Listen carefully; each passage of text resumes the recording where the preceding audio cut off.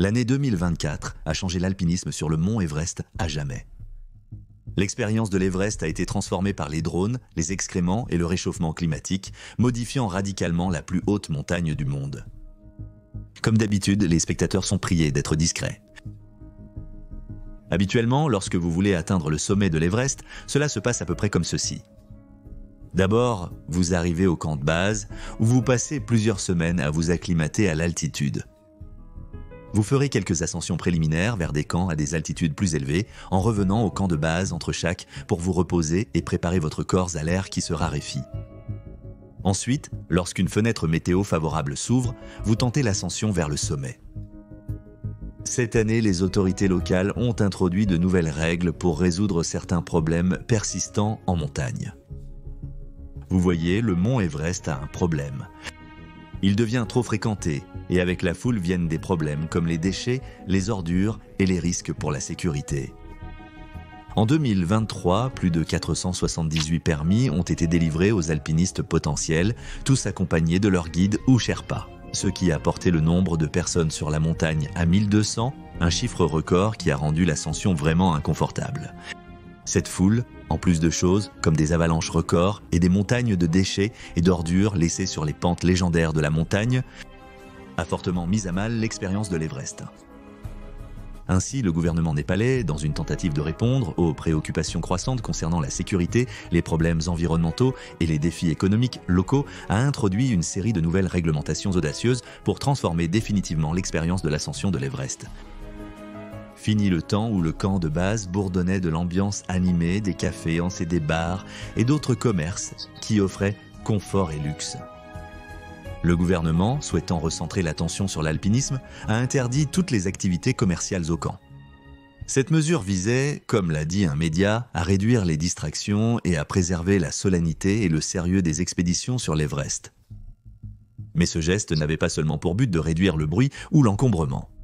C'était une décision stratégique visant à préserver l'intégrité de l'expérience d'alpinisme, en veillant à ce que les grimpeurs et les équipes restent concentrés uniquement sur la montagne et leur sécurité, plutôt que d'être tentés par le confort d'un pseudo-centre touristique qui est en train de devenir l'Everest. En parlant de la commercialisation du mont Everest, même l'entrée du camp de base en 2024 est devenue une énorme controverse lorsque le gouvernement népalais a installé un immense panneau publicitaire devant le rocher massif qui accueillait les alpinistes et qui a toujours été le symbole emblématique de l'arrivée au camp de base. J'ai fait le trek jusqu'au camp de base de l'Everest en mars 2024 et je dois dire que voir un panneau très commercialisé au pied du mont Everest m'a paru vraiment étrange. Beaucoup d'alpinistes ont estimé que ce panneau était un signe encore plus révélateur, que le mont Everest a perdu sa pureté sauvage et indomptée pour devenir simplement une attraction de plus pour les touristes payants. Des tensions ont toujours existé parmi les alpinistes de l'Everest au fil du temps. Concernant la différence d'attitude face à l'ascension de l'Everest entre les Sherpas, les membres des tribus népalaises originaires de l'Himalaya qui servent de guides locaux et les alpinistes eux-mêmes. Avec le temps et les progrès technologiques, les alpinistes ont souvent affiché une attitude plus désinvolte face aux dangers de la montagne, et de nombreux guides de montagne expérimentés en avaient assez. Par exemple, Mingma Gyalji Sherpa, une figure de proue de la communauté des alpinistes de l'Everest, a souligné que la combinaison du mauvais temps et des attitudes négligentes parmi les alpinistes a largement contribué au nombre élevé de décès en 2023. De nombreux alpinistes, en particulier ceux venant de l'étranger, étaient trop impatients d'atteindre le sommet, partant souvent sans provisions adéquates ni préparation suffisante. En réponse, le gouvernement népalais a introduit de nouvelles réglementations afin de prévenir et de gérer ces conflits de manière plus efficace. Tout d'abord, tous les alpinistes.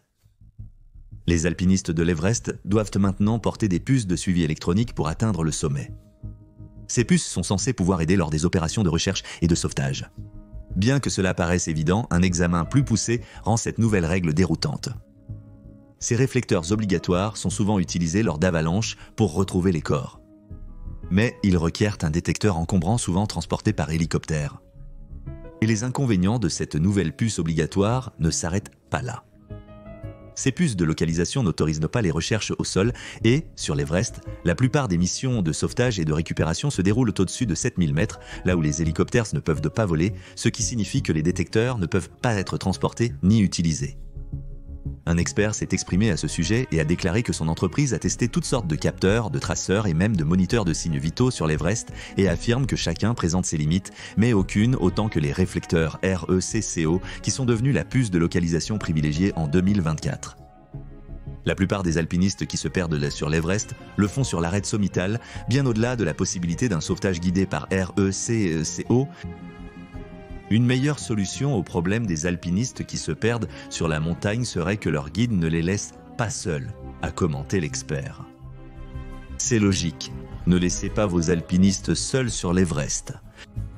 Ces réglementations exigeaient également que toutes les expéditions emploient des porteurs locaux et des yaks pour le transport du matériel, interdisant ainsi l'utilisation d'hélicoptères pour acheminer l'équipement vers et depuis le camp de base de l'Everest. Tout le matériel de camping et d'escalade ainsi que le personnel devaient être transportés uniquement par des yaks. L'objectif de cette règle était non seulement de préserver la nature et de réduire le trafic d'hélicoptères dans la région, mais aussi de soutenir la pratique culturelle en déclin et l'industrie de l'élevage de yaks. Mais cela soutient l'économie locale. L'industrie de l'alpinisme doit garantir que ses bénéfices restent au sein de la communauté locale. Interdire le transport de marchandises pellatio par hélicoptère jusqu'au camp de base pose problème, car il n'y a pas suffisamment de yaks pour répondre à la demande. En somme, l'approvisionnement en yaks est insuffisant. Lors de mon voyage au camp de base en 2024, j'ai choisi mon yak de l'année. Mais, ce qui est un peu paradoxal, alors que le gouvernement népalais souhaite mettre l'accent sur la pureté de la montagne, sans recourir aux hélicoptères et en se concentrant sur les porteurs locaux et les yaks, il expérimente également des technologies avancées pour améliorer la sécurité et l'efficacité. Une avancée majeure a été l'introduction en 2024 de la technologie des drones pour la gestion des approvisionnements et des déchets plus haut sur la montagne. Le projet impliquait l'utilisation d'un nouveau drone appelé DJI Flycar 30. Une machine capable de transporter des charges importantes, même à des altitudes extrêmes et dans des conditions environnementales difficiles. Le drone a réussi à survoler la pente sud du mont Everest à 21 654 pieds, transportant une charge de 33 livres de bouteilles d'oxygène. Lors du test, 3 bouteilles d'oxygène et des fournitures supplémentaires ont été transportées du camp de base de l'Everest jusqu'à un camp, tandis que des déchets ont été ramenés lors du vol de retour, démontrant ainsi la capacité des drones à assurer la livraison de matériel tout en s'attaquant aux problèmes persistants de l'accumulation de déchets sur la montagne. L'introduction des drones pourrait réduire considérablement les risques auxquels sont confrontés les guides Sherpas, surtout dans des zones dangereuses comme la cascade de glace du Khumbu, où les Sherpas effectuent traditionnellement plus de 30 traversées par saison. Ming Miguel J. Sherpa, un guide de montagne impliqué dans les essais, a relaté son expérience. L'utilisation de drones a considérablement réduit le temps et les risques liés à la traversée de la dangereuse cascade de glace du Khumbu. Auparavant, nous devions effectuer plusieurs trajets à haut risque dans cette zone qui a toujours été l'un des segments les plus dangereux de l'ascension. L'année dernière, j'ai perdu 3 Sherpas. Si nous n'avons pas de chance, si notre timing n'est pas bon, nous perdons notre vie là-bas. Désormais, avec l'aide fiable des drones, nous pouvons nous assurer que les fournitures essentielles atteignent les camps en haute altitude tout en minimisant le danger pour la vie humaine. Maintenant, même si les drones sont impressionnants et représentent un progrès significatif dans la logistique de l'alpinisme, la règle la plus révolutionnaire introduite récemment sur l'Everest concerne peut-être la gestion des déchets. Ce règlement de 2024, visant à préserver l'environnement vierge du plus haut sommet du monde, exige que chaque alpiniste et chaque expédition enlève tous leurs déchets de la montagne, y compris les déchets humains. Oui, on parle bien des excréments. Les alpinistes qui gravissent le mont Everest sont désormais tenus de recueillir leurs déjections dans des sacs spéciaux appelés doggy bags ou tiwak bags et de rapporter au moins 20 livres de leurs déchets jusqu'au camp de base. Chaque personne reçoit 3 sacs à réutiliser tout au long de son ascension afin de s'assurer qu'elle rapporte tout ce qu'elle a à apporter. Cette décision fait suite à des années de problèmes de déchets sur l'Everest, les pentes de la montagne étant de plus en plus couvertes d'excréments, alors que le tourisme d'aventure est en plein essor. Selon le rapport 2022 du comité de contrôle de la pollution du Sagarmatha, les alpinistes ont généré plus de 16 000 kilos d'excréments rien qu'au printemps 2022. C'est beaucoup d'excréments, et cela sans compter tous les autres déchets en plus des excréments. Les alpinistes sur l'Everest sont souvent trop concentrés sur leur survie pour se soucier de faire le ménage. En montant, ils allègent leur charge en abandonnant tout, des bouteilles d'oxygène vides aux tentes déchirées. Au fil des années, ces objets abandonnés se sont accumulés, transformant les pentes de l'Everest en une décharge alpine. Le problème des déchets sur l'Everest était si grave que les alpinistes l'ont surnommé la plus haute décharge du monde. Parmi les débris, on peut trouver une variété d'objets insolites qui pourraient vous faire sourire. On y trouve des drapeaux de prière abandonnés, du matériel d'escalade laissé sur place et même parfois une peluche oubliée. C'est comme une chasse au trésor étrange, mais au lieu de l'or, vous trouvez des bottes détrempées et des réchauds cassés. Les réglementations de 2024 ont également apporté une grande initiative. L'armée népalaise, en collaboration avec les autorités locales, mène une importante campagne de nettoyage dans le cadre de la campagne Himalaya Propre 2024. Cette année, ils visent à retirer 10 tonnes de déchets et à récupérer jusqu'à 5 alpinistes tombés de l'Everest et des sommets voisins comme le mont Lhotse et le mont Nups.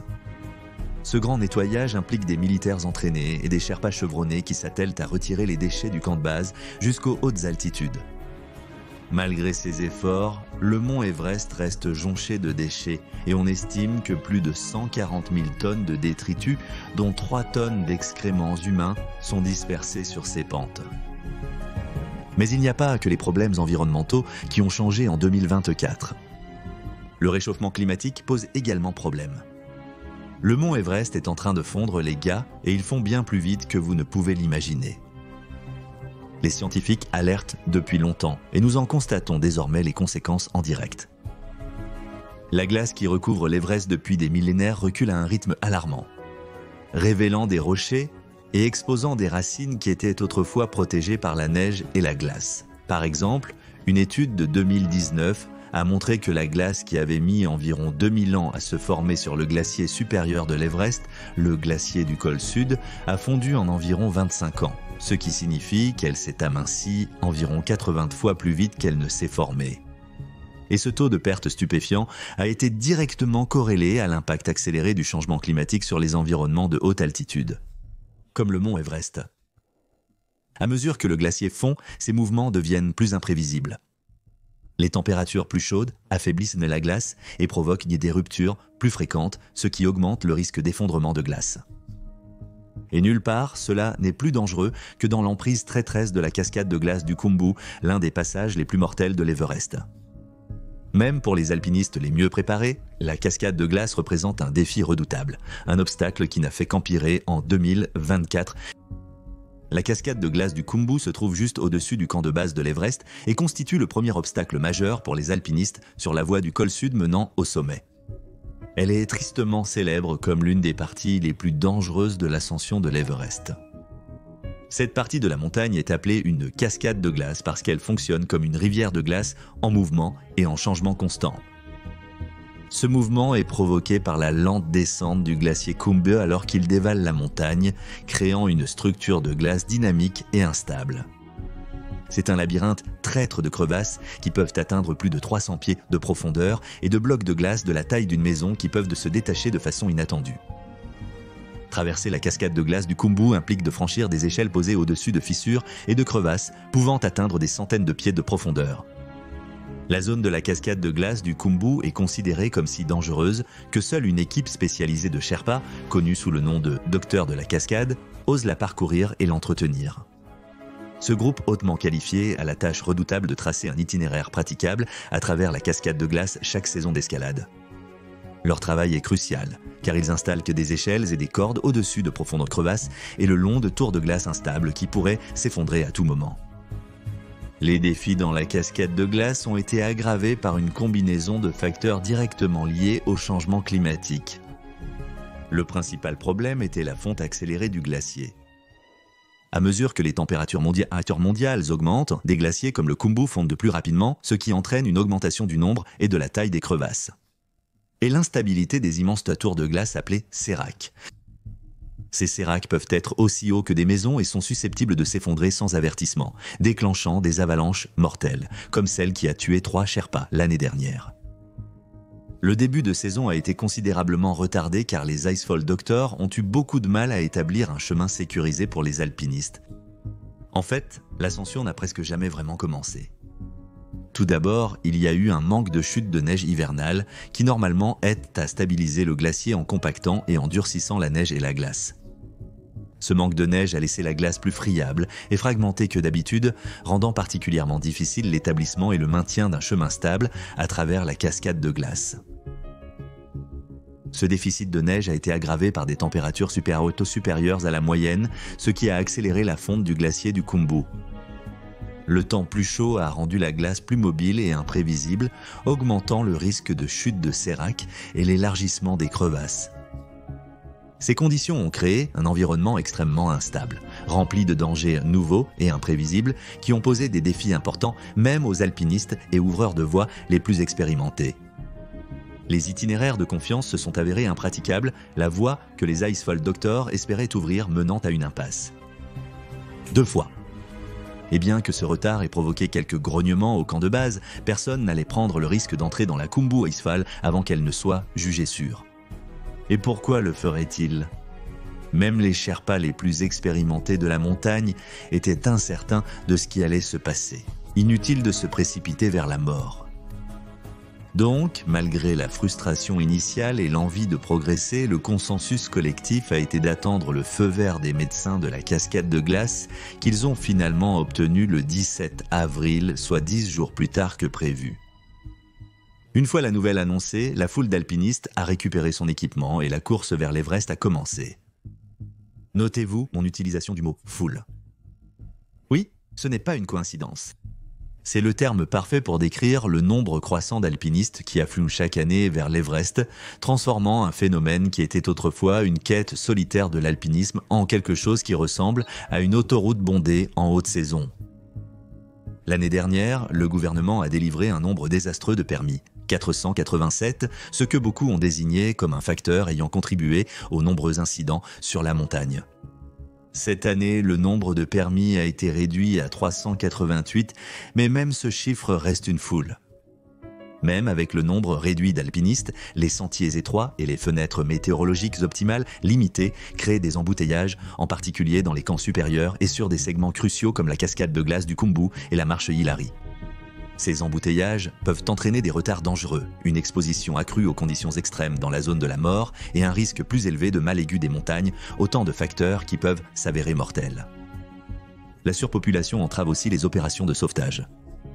En situation d'urgence, chaque seconde est précieuse. Un trop grand nombre d'alpinistes peut ralentir l'intervention des secouristes. L'impact environnemental est non négligeable. Plus d'alpinistes signifie tout plus de déchets, plus d'usure sur les sentiers fragiles de la montagne et un impact cumulatif plus important sur l'écologie locale. Mais la conséquence la plus dangereuse de la surpopulation est illustrée de façon spectaculaire par un exemple glaçant de la saison d'alpinisme de cette année. Écoutez, les mots seuls ne suffiront pas ici. Laissez-moi simplement vous montrer la vidéo. Vous voyez ça? C'est l'arête sommitale bondée juste avant qu'une corniche ne s'effondre, provoquant un incident dramatique où 2 alpinistes ont fait une chute mortelle. La vidéo montre clairement les conditions dangereuses créées par trop d'alpinistes essayant d'atteindre le sommet en même temps, ce qui augmente non seulement le risque d'accident, mais peut aussi retarder ou compliquer les opérations de secours en cas de catastrophe. Mala a décrit la situation dans son post. La crête sommitale de l'Everest m'a paru différente de mes expériences passées sur la montagne, a écrit Mala. Il y avait de la neige molle, de nombreuses corniches et des sections rocheuses recouvertes de neige. La station météorologique était à moitié ensevelie sous la neige. Après avoir atteint le sommet, nous avons traversé la corniche Hilary. La circulation avançait lentement, puis soudainement une corniche s'est effondrée à quelques mètres devant nous. Il y avait aussi une corniche sous nous. Lorsque la corniche s'est effondrée, 4 alpinistes ont failli périr, mais ils étaient attachés à la corde et se sont sauvés eux-mêmes. Malheureusement, 2 alpinistes sont toujours portés disparus. Les 2 alpinistes portés disparus sont Daniel Paul Peterson, un alpiniste britannique de 40 ans, et son guide népalais, Pastenji Sherpa, âgé de 23 ans. À ce stade, il n'y a malheureusement plus d'espoir de les retrouver vivants. Le duo a probablement chuté sur la face Kangchung lorsque leur corniche s'est effondrée. 3 autres alpinistes ont été secourus, mais Peterson et Pastenji sont tombés en direction de la chaîne tibétaine où le sauvetage est impossible, a rapporté un témoin. Nous avons mobilisé 6 Sherpas pour le sauvetage, mais nous n'avons pas pu les récupérer. Ils ont été emportés par les rochers vers la chaîne tibétaine, a-t-il ajouté. Monsieur Peterson était connu comme un alpiniste en forme et expérimenté. C'était son premier sommet avec nous, a déclaré Pemba Sherpa, le responsable de 8K Expedition. Il connaissait tout sur l'alpinisme et les défis. Il était en forme. C'est une catastrophe naturelle. Qui sait ce qui peut arriver en montagne? Elles sont imprévisibles. Leur localisation est inconnue. Ils ont disparu dans une pente raide. Nous avons arrêté les recherches, a-t-il déclaré, annonçant une conclusion sombre à un événement tragique. Maintenant, bien qu'il y ait certaines dures réalités liées à l'ascension de sommets aussi redoutables, je n'arrive pas à me défaire du sentiment que cela ne serait peut-être jamais arrivé si le sommet n'avait pas été aussi surpeuplé. Et si le réchauffement climatique n'était pas un vrai problème sur l'Everest, mais je ne sais pas, après tout, je ne suis pas un alpiniste chevronné de l'Everest. Selon des sources, une équipe de secours dirigée par Inga Tenji Sherpa et Pasang Sherpa de Summit Force est intervenue rapidement lorsque l'itinéraire s'est effondré dans la section Hilary, parvenant à sauver d'autres alpinistes pris dans une situation critique. Les actions proactives de Mala dans ce scénario chaotique ont peut-être aussi sauvé de nombreuses vies. Mala a expliqué sur Instagram que le trafic sur la corde fixe rendait impossible la traversée. De nombreux alpinistes étaient de bloqués dans les bouchons, manquant d'oxygène. J'ai pu commencer à ouvrir une nouvelle voie pour que le trafic descendant puisse recommencer à avancer lentement. La troisième vidéo de Mala sur Instagram montre les alpinistes passant après qu'il ait réparé la voie, ce qui témoigne de la rapidité d'esprit et de l'ingéniosité nécessaire dans de telles conditions extrêmes. Mais cette situation met en lumière un problème récurrent sur l'Everest. Un problème qui peut transformer un voyage déjà risqué en quelque chose de bien plus dangereux s'il n'est pas pris en charge. Mais même si toutes ces nouvelles réglementations visant à nettoyer l'Everest, préserver l'économie Sherpa et protéger à la fois les alpinistes et les Sherpas pourraient bien établir une nouvelle norme non seulement pour l'Everest, mais aussi pour les grandes expéditions d'alpinisme à travers le monde, cela ne changerait toujours pas les dangers liés à l'ascension d'un sommet aussi redoutable. L'Everest, avec ses altitudes extrêmes, sa météo imprévisible et son terrain difficile, reste une entreprise intrinsèquement risquée. La saison 2024 a commencé avec de nombreux professionnels craignant que l'on assiste à une répétition de 2023 avec des alpinistes trop impatients cherchant à atteindre le sommet le plus rapidement possible et des tragédies terribles mais évitables. Heureusement, nous avons vu des réglementations gouvernementales améliorées, bien que parfois confuses, visant à mieux prendre en compte les Sherpas tout en équilibrant la sécurité et la sensibilisation en haute altitude. Et bien qu'il y ait encore eu quelques tragédies dévastatrices en 2024, nous sommes reconnaissants de pouvoir annoncer beaucoup moins de décès que lors de l'année tragique de 2023. Mais la réalité demeure que l'attrait de l'Everest pour les alpinistes reste suprême, avec de plus en plus de personnes intéressées à tenter l'ascension de la plus haute montagne du monde. Alors, la question est, quelle est la suite pour le roi de toutes les montagnes ? Merci d'avoir regardé et je vous retrouve dans la prochaine vidéo. Restez audacieux et vivez avec courage.